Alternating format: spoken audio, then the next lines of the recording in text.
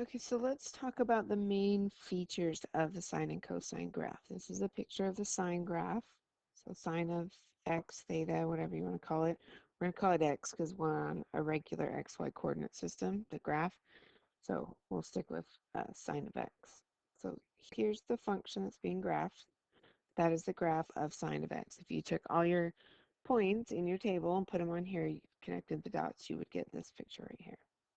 So key pieces of it.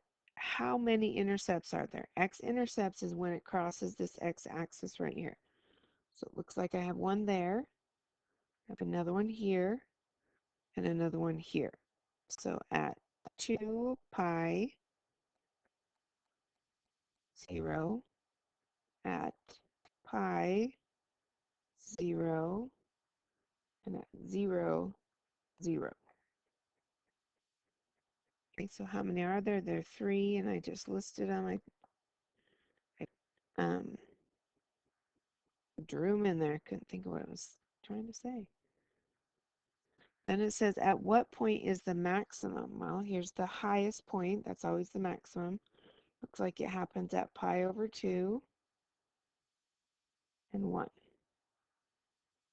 Okay, what is the minimum? Well, right here at 3 pi over 2 and negative 1 is your minimum. So there's your max, here's your min. So if you look at it, there are 5 basic pieces to it. There are the 3 intercepts, 1, 2, 3, and then there's a maximum and a minimum. So 3 intercepts, a max, and a min. Basically, it goes in this order. There's an intercept, meaning this guy right here. And then after that's going to be a maximum, this guy right here. Then another intercept. And then the minimum. And then back up to an intercept.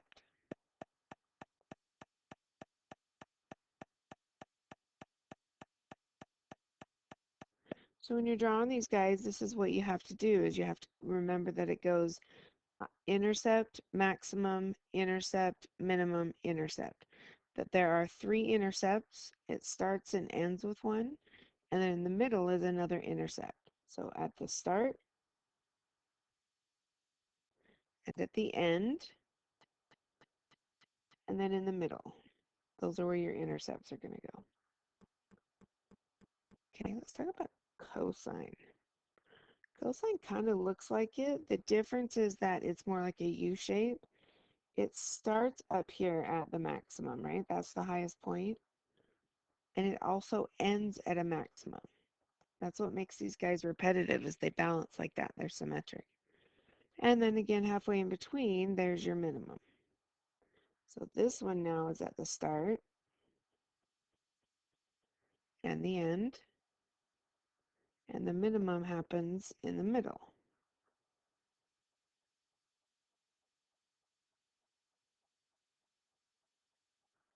Which leaves the intercepts, and this time there's only 2. There's one right there and one right there. They happen at pi halves and 0. This one happens at 3 pi halves and 0. So this time there are only 2 of them. We labeled them over there. What point is the maximum? Well, it happens at 0 and 1, and then also at 2 pi and 1.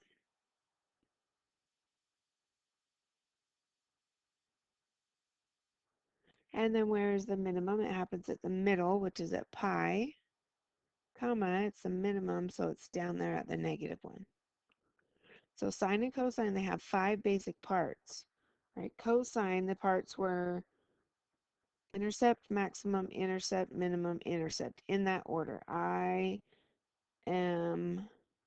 I am, I, me.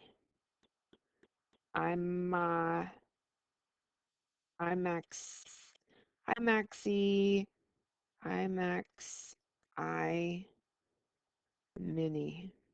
Just kidding, sorry. As far as cosine's concerned, though, his is a little bit different. His pattern goes a maximum and then an intercept and then the minimum. It's the other intercept and then back to another maximum. So this time it starts and ends with a maximum with a minimum in between, and then the two intercepts fall on those other two pieces. 5 key points. You've got something that happens at the start, something that happens at the end, something that happens in the middle, and then those two other points on the line will also have something, either a max and a min or an intercept, depending on whether it's sine or cosine. Okay, here's how you graph these guys. If you follow the steps, it becomes very easy. First thing you have to do is find that amplitude and period. If you'll notice back here on these graphs, the maximum was up here at 1, which means your amplitude was 1. The graph ended at 2 pi, which means your period is 2 pi. Those are the identifying pieces for this. Those are our start and end pieces, and then also how high and how low it can go. So amplitude and period are absolutely necessary to be done first. Looking at this one right here, looks like there's no number out front, which means dun, dun, dun, superhero guy comes in and he says, okay, amplitude's going to be 1. Then if you look over here at B, right, this is B, we had y equals a cosine of bx.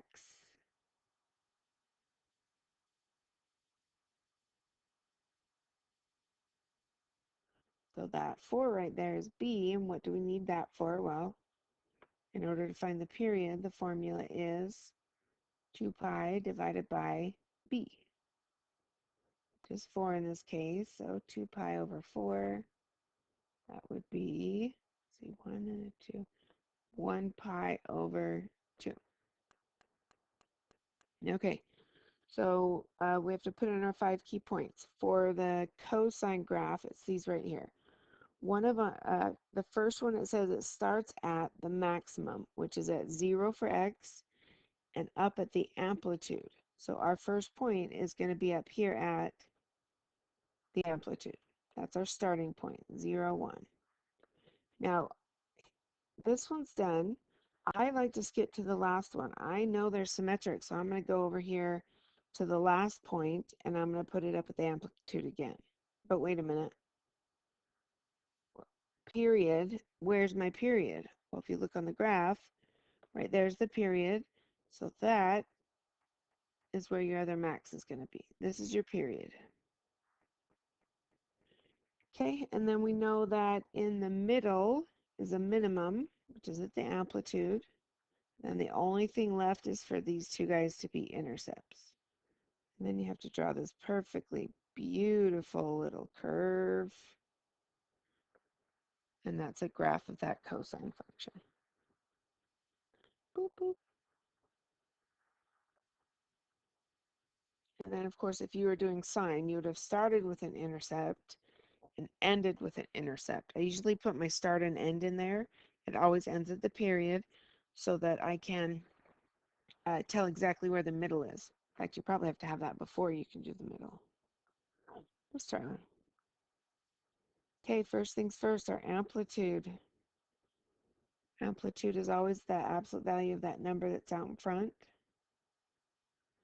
So we've got a 1/2 out in front. That means our amplitude is 1/2.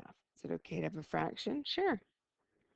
Okay, inside here, there's no number, so what is B? Well, dun, dun, dun, I'm here. So B is 1, which means our period is 2 pi over 1, or just 2 pi. So if I'm looking on my graph right here, there's 2 pi. That's going to be the end of my graph. That's where it's got to stop, is at 2 pi. Okay, Sine said to start at an intercept, then do a maximum, another intercept, a minimum, and another intercept. So intercept happens at 0, 0. Sine, remember, does this little kind of backwards, reversed, whatever S. Starts at 0, 0, ends at 2 pi, so the period, and then it also has an intercept in the middle. Two other points to do. At the first one, pi halves happens up at the amplitude, and then the 3 pi halves is going to be down. It's going to be down here at 3 pi over 2 at the -1 for that minimum. So you can see these points if I connect the dots. Oops, I'm a little wonky there. Whoa, cowboy. These are hard to graph. All right, up, graphing. Oh, horrible drawing. Try it this way. There.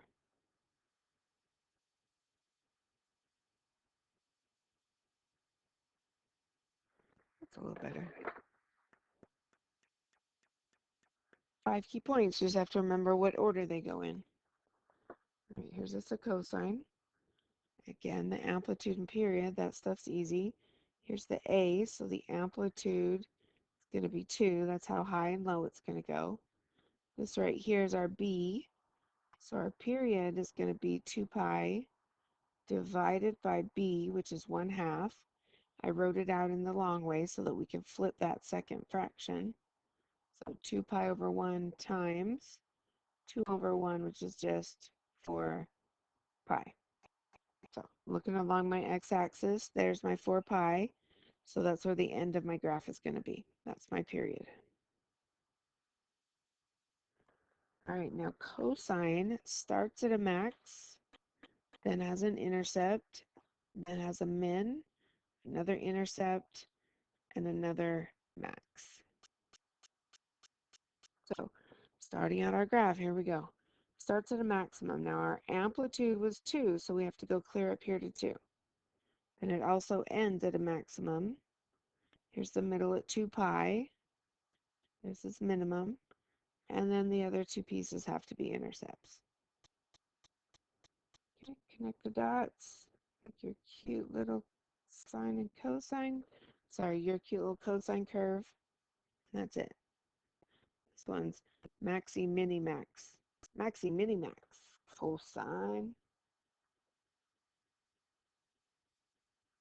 All right. So that's the idea with these. Identify the amplitude and period.